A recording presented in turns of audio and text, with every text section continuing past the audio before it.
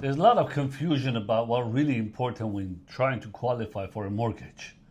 I'm going to have a series of videos explaining the entire mortgage qualification process in more details.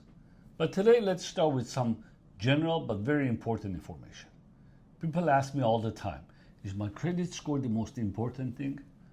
Is it my income? How much down payment do I need? Do I need 20% down? So let me simplify this for you.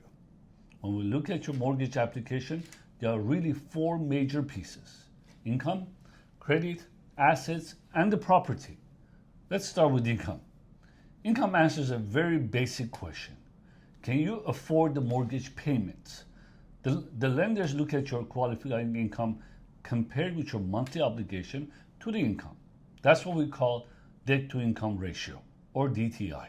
And remember, it's not always about how much money you make, it's about how much of that income can actually be documented and used for qualification. Next is credit.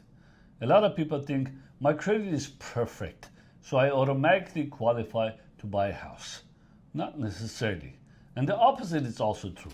My credit isn't great, so there's no way I can qualify. That's not necessarily true either. You can have an 800 credit score, but we still have to look at your income, obligation, assets, and the property. And you may not have a perfect credit, but depending on the complete picture and the loan program, you may still have options. Now let's talk about the down payment. Here's another big misconception. I need 20% down to buy a home. Not necessarily. Depending on the loan program and your qualification, you might be able to purchase with considerably less. But the opposite is also true.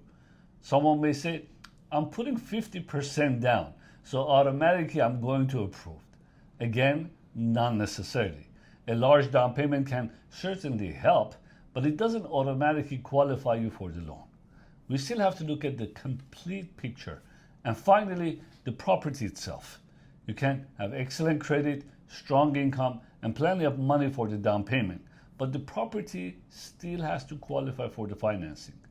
So what someone asked me, which one is the most important? Think of mortgage like a four-legged table. One leg is income, one is credit, one is asset, and one is the property. They all work together. And in my next few videos, I'm going to break down each one in more details. What kind of an income actually counts? What are lenders really look for when it comes to credit? How much down payment do you really need? And what does the property need to qualify? So follow along. In the next video, we'll start with income, what counts, what may not count, and what lenders are